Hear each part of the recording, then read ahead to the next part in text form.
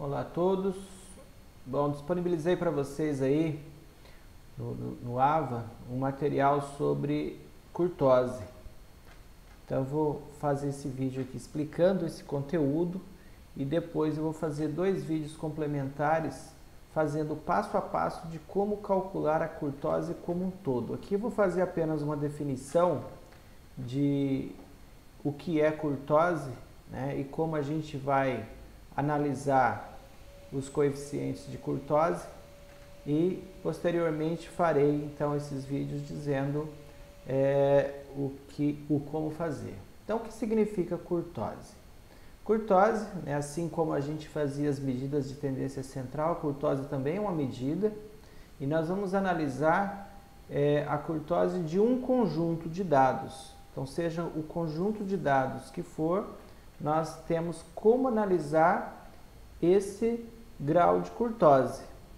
E o momento ele é bem propício para a gente estudar isso aí, uma vez que nós estamos passando por esse problema dessa pandemia do coronavírus e que geralmente você escuta nos noticiários falar de achatamento da curva. E nós vamos estudar justamente essa curva de distribuição que nós chamamos de curva de distribuição normal.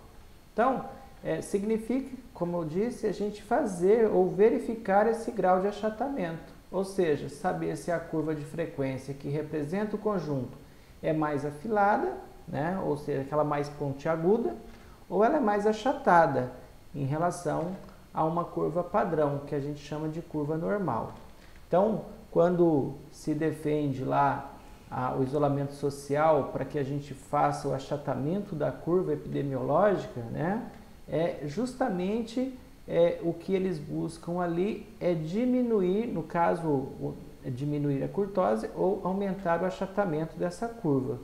Então, aí nós temos os três casos que a gente já falou em sala de aula. Essa curva mais acentuada, mais afilada, que aqui nós vamos chamar ela de curva leptocúrtica, é quando existe um pico mais alto, mais elevado, tá? Depois nós temos a curva mesocúrtica, que seria o que nós chamamos de curva normal, que seria uma média, e a curva mais achatada é a curva platicúrtica, né? Então, como vocês já estão cansados de ouvir na televisão, na epidemiologia, como eu disse, se usa muito essas três curvas. O isolamento social, ele busca deixar a nossa curva aí platicúrtica, ou seja, o mais achatada possível. Leptocúrtica seria aquilo quando haveria uma maior disseminação da doença, um maior número de casos. A mesocúrtica é quando é médio, que é o que nós vivemos hoje, e o que se busca seria esse último. Então, os índices percentílicos de curtose, nós vamos fazer através de cálculos de fórmulas matemáticas. Nós vamos ver duas formas de você calcular a curtose, pelo índice percentílico e pelo índice de momento. Nesse caso, nós vamos falar do índice percentílico, tá? Nós vamos usar sempre essa fórmula. Esse C, então, será a nossa curtose, seria o quartil 3 menos o quartil 1, né? Só lembrando a definição de quartil, é quando você pega a sua distribuição e divide em 4 partes iguais. Então, os primeiros 25% seria o primeiro quartil, os 50% seria a nossa mediana e até os 75% seria o nosso terceiro quartil. Dividido por duas vezes o decil 9 menos o decil 1. Então, o que é o decil? O decil seria você pegar a sua distribuição, né, o seu número de elementos, dividir em 10 partes, né, então no caso de 10 em 10, você teria uma parte, né, do seu 100%. Então, esse Q3 aí, como eu falei, é o terceiro quartil, o Q1 é o primeiro quartil, o D9 é o nono decil e o D1 é o primeiro decil. Então, outra forma da gente calcular o índice percentílico seria você substituir o quartil 3 menos o quartil 1 dividido por 2, você substituir pelo K, mas a fórmula se torna a mesma. Esse K, a gente vai chamar ele de amplitude semi-interqualítica. é amplitude entre quartis, tá certo? No caso do primeiro para o terceiro. E é dado por essa fórmula, ó, K igual a Q3 menos Q1, ou seja, quartil 3 menos quartil 1 dividido por 2. Ou seja, se a gente substituir isso aí no valor do K, a gente volta a ter aquela primeira fórmula que eu falei inicialmente. Só para a gente verificar um exemplo rapidinho, tá? Aqui fala de um ensaio para o estudo de distribuição de um atributo financeiro X. Nesse caso, foram examinados 200 itens de natureza contábil do balanço de uma empresa. Esse exercício, ele produziu uma tabela de frequência, que vou apresentar abaixo, e a coluna de classes representa intervalos de valores reais, de X em reais, e a coluna P representa a frequência relativa acumulada.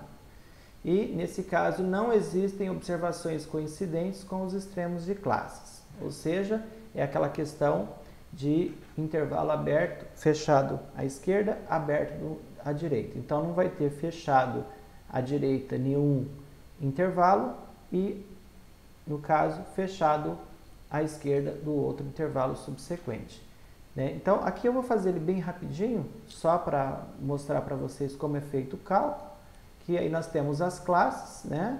São aí as classes de 20 em 20, né? Então 70, 90, 90, 110, e aí nós temos as frequências acumuladas, ó. Então veja que começa em 5%, 15%, 40%, 70%, até 100% da distribuição ou dos atributos que foram verificados aí.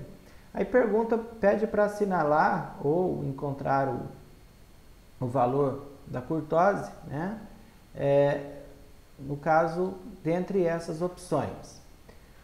A solução ela é meio longa, então a fórmula é essa, é muito simples, mas para a gente chegar a esse Q3, esse Q1, esse D9 e esse D1, ela é um pouquinho mais longa, tá? Então, só observando, veja que as nossas classes começam em 70 e vai até 210, então nós temos uma amplitude aí de 140, né? No caso 140 valores, unidades. Então, o primeiro quartil, o terceiro quartil, esse desses, eu vou mostrar no vídeo seguinte como você vai calcular ele. Mas eu já calculei, então eu descobri lá que o quartil 3 dá 156,6, o quartil 1 dá 118, o decil 9 dá 180 e o decil 1 dá 100. Já eu vou mostrar como se chega a esses valores. Depois que você encontrou esses valores, é só substituir na fórmula aí. Efetuou as operações, aí você já tem o seu valor de curtose. Nesse caso, daria 0,242. Como a gente está falando de índice percentílico, seria a mesma coisa eu falar 24,2%. Isso será o nosso índice percentílico.